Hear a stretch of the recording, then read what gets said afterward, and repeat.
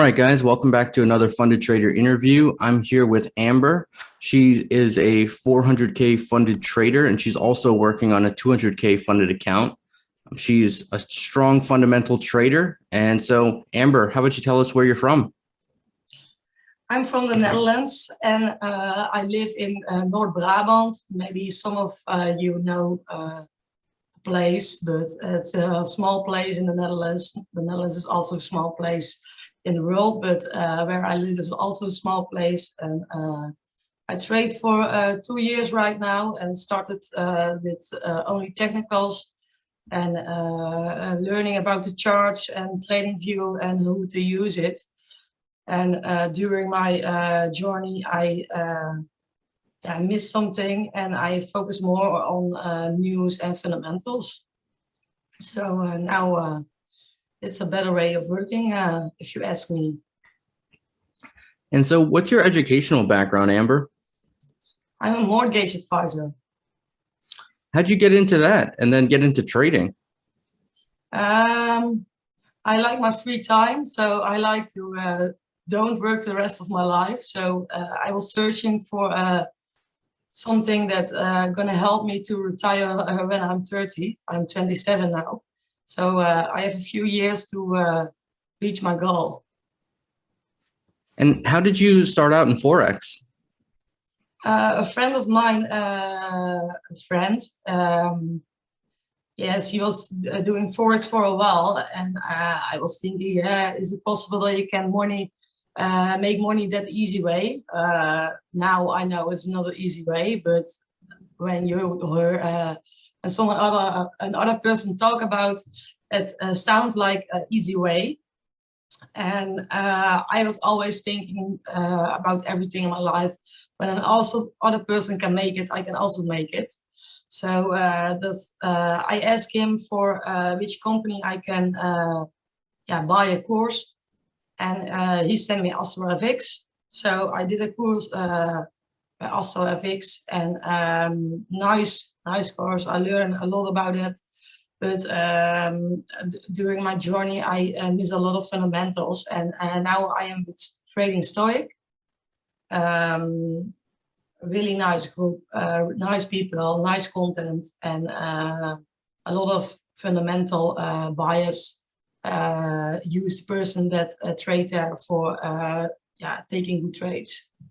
There's first a fundamental bias, and then searching for technical aspects on the chart. What do you wish you did differently in your forex journey? Make first my mind clear after I go to the charts. I think it's the biggest issue in the trading world, that you have to. It is really important that your mind is clear. Absolutely. I hear a lot of traders saying that also, that they won't trade or they can't trade when their head isn't clear. So what's one thing that you do to clear your head before going on the charts? Most of the time I take a walk, or meditation is a good thing for me to make my head clear. And really important when your day is bad or other things in life are not going very nice, then it's better to take some days off and focus on yourself and not on your charts. You're gonna gamble. You want to make things great with your trading, and it don't work that way. How much time would you say you've dedicated to studying trading over these past 2 years? I'm still young, but I think 4 or 5 hours a day spending on the charts and to see what's happened with news, or yes, every pair has some special things that they respect, and you only gonna know that to watch the charts a lot. So a lot of time. I don't know exactly the hours, but I think a lot. What is a hard lesson that trading has taught you? In the normal world, my job will always be a person who's selling some product, or some products. And in this world, the markets don't care about you. They teach me that this is the way it is, and you have to act. Can I say it in English? I really don't know. You have to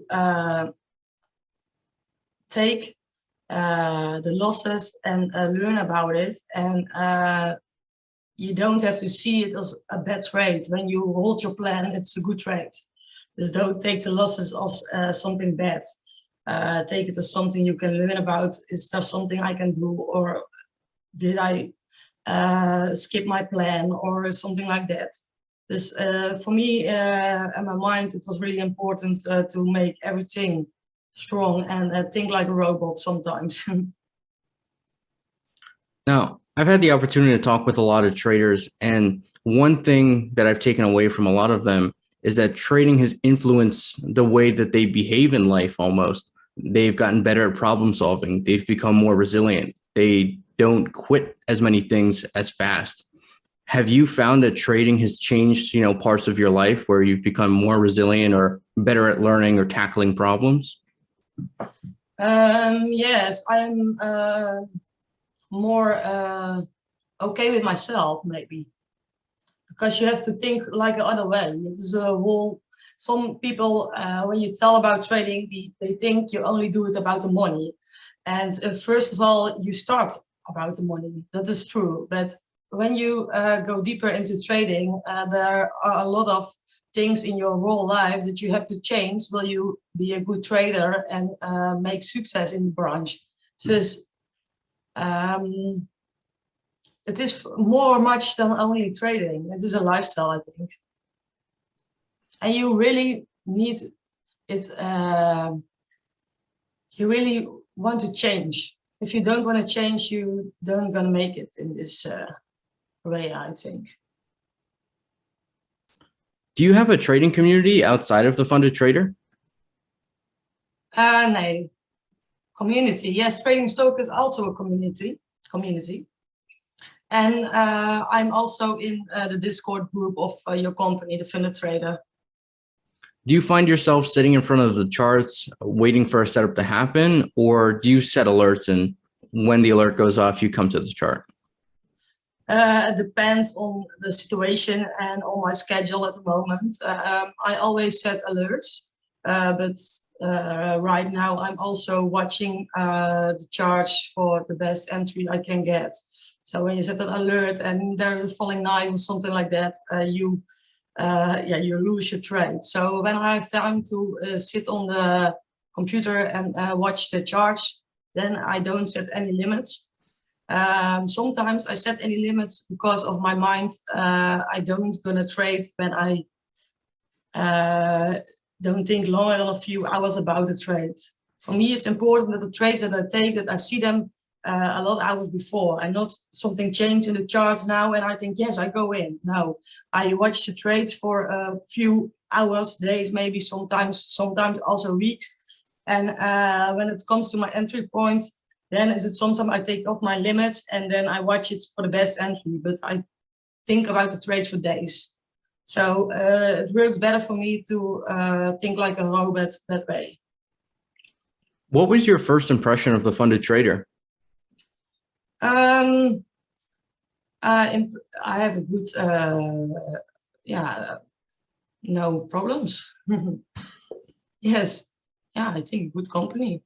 I like the payment and everything else. So this, I like also that you have for a challenge 35 days in place of 30.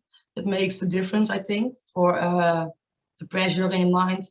You have more days than the other company. The same for the 6%, and other companies use 5 and 10 and 12. So that's the reason for me to choose for this company and not for FTMO. I use FTMO and also finished the challenge last year, December. But I lose the challenge. I lose my live account about the news.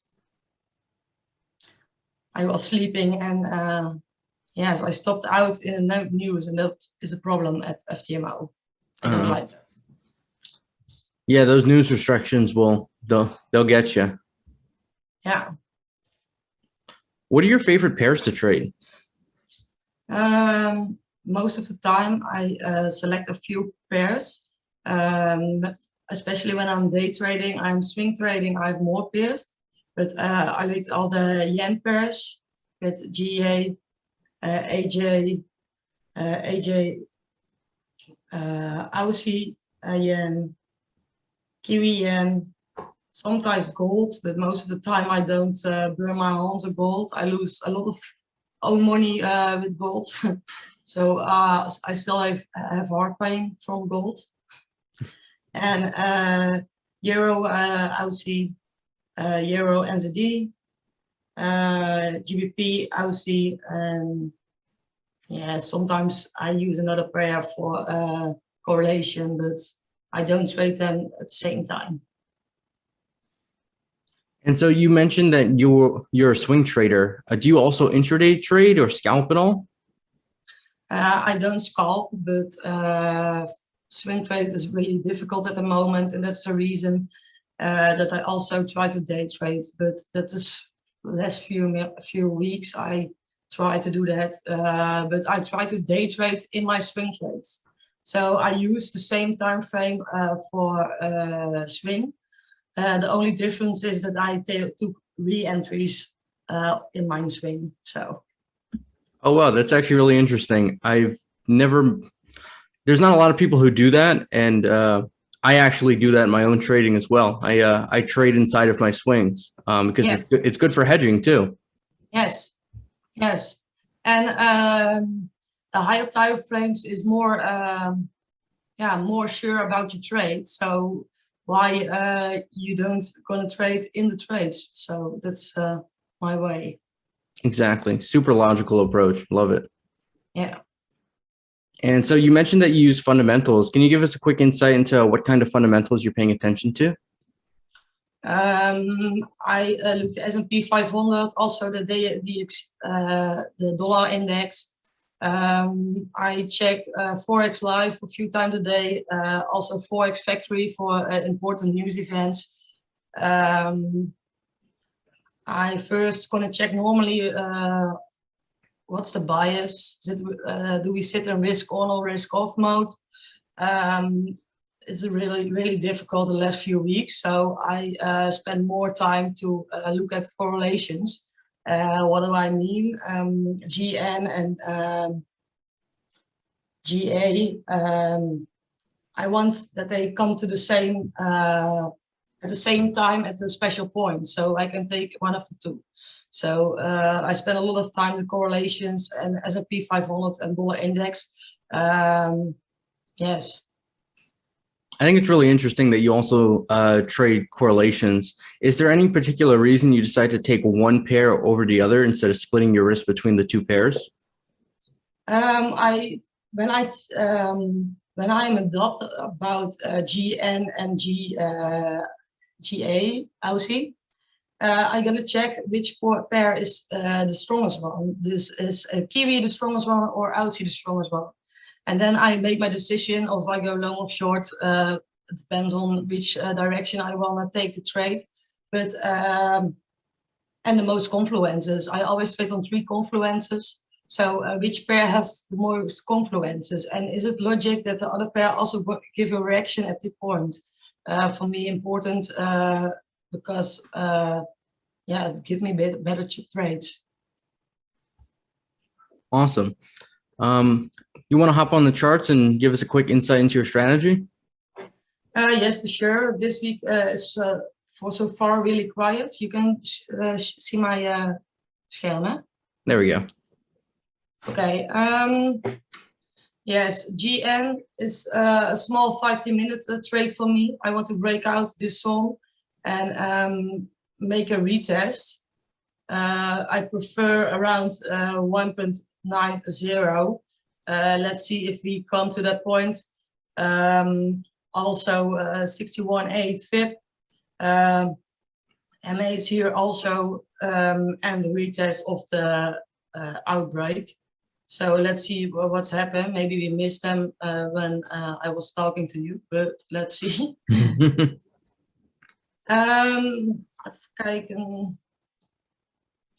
most of the time I trade a 4-hour. This was one of my trades. How many of these setups would you say occur every week? Yeah, my charts are really messy because I was trying to find some setup before I enter the call, and I didn't know that you want to see my charts. GU is also the MAs here. I have my stop loss right here. From the start, I'm also in this one with a small lot size. Yes, 68, 61.8. FIP, also the MA in 1 hour, and a retest of the zone. I always trade 3 confluences, and yes, I was looking for a bias. Also, after this one, the dollar index need to pull back. That was the reason for entering this trade. What risk to reward ratio would you say you go for? Yeah, it depends, but most of the time I take 1% risk, or I'm in debt, then I take 0.5%. But I take 1 to 3. It depends. And what would you say your average win rate is trading a strategy like this? 70% most of the time, and I don't lose my mind. Really important. And what I take the trades that I look for a few days, 70%. Sometimes I make also mistakes, and yes, that's sad, but it's part of the game, I think. And what tips would you give to someone who wanted to trade a strategy similar to this one? Be patient and wait for the best setups and the best confluences. Don't search for trades when there are not trades in the market on this moment. You're going to lose a lot of money about that. You have to be patient. When you know what you're doing, you know that 1 or 2 trades a week is more than enough for this style. My focus is on 10% at once. Sometimes I have more, sometimes less. But I think the last few weeks it is less, but there are crazy things going on in the world, and it's really difficult to expect a direction when Putin take off something, or a crazy world at the moment. So, how do you handle trading with uncertainty? Yes, who do I handle? I can't handle it at the moment, but now I take some days off. When I lose a few trades because of the crazy news, and my setup was good, but the technicals were good, the correlations were good, and there happened something that changed the whole direction.